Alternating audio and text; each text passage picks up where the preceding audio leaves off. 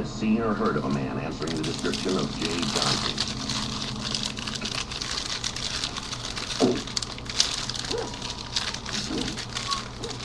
Where's one I had it? All right, come on. We're wasting the taxpayers' money. Murdoch and Garcia? Yeah, let's get them over to Kruger and Freeman. We headed back toward town. On the way, we telephoned the office. We talked to the night watch commander. He told us he would have police artist Hector Garcia meet us at Adam and Eve Limited, Mrs. Kruger's office. We also asked that artist Jim Murdoch meet us at the Freeman home, 7:38 p.m. Mr. Freeman, it's Jim Murdoch, one of our police artists. How are you? Jim, Mr. Freeman here is the brother of one of the missing girls. He got a pretty good look at the suspect. Fine. All right, if I sit here, right? Now, Mr. Freeman, this is what we're going to try to do. I want you to think carefully, remember everything you can about the man. We'll take it one step at a time. You try to tell me what his features look like as best you can, and I'll try to draw him. And between us, we'll come up with a pretty good composite of our man. All right? I understand. Good. Now, you say his name was Johnson. That's good.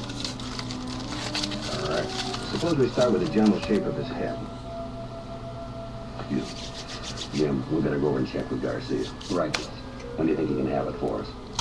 How about sometime tomorrow? How about sometime tonight?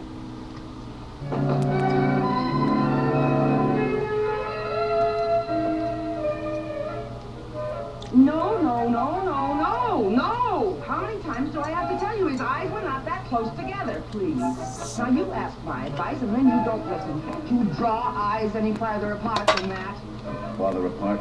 Yes, ma'am, I'll try. You certainly aren't very good on hair, either. If I've told you once, I've told you 5 times his hair was wavy. Not straight. Wavy. Yes,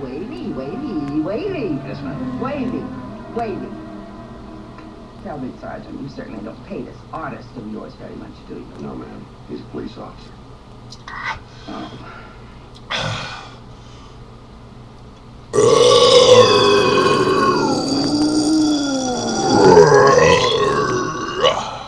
Tonight.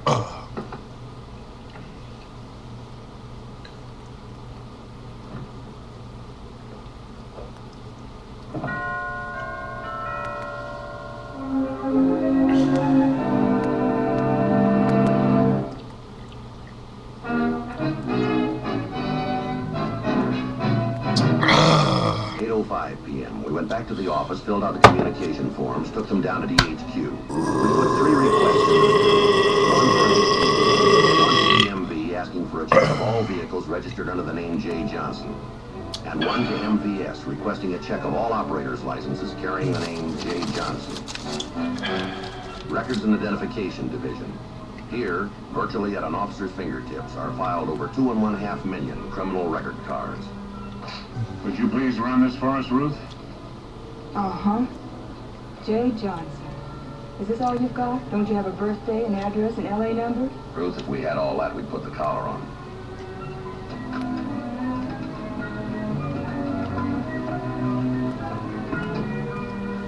Pick a card. Over 2,000 the way I make it. Look at that, Joe. Enough Johnsons there to start a small city. You're a little late, aren't you? We already have one. Well, they've all got to be checked, narrowed down, mugs pulled. We'll see that you get some help, Ruth.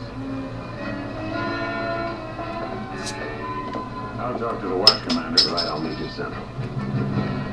8:15 p.m. We went downstairs to Central Division to check the field interrogation reports, FI cards. When a uniformed officer working the field questions the actions of an individual, regardless of the circumstances, he fills out a card.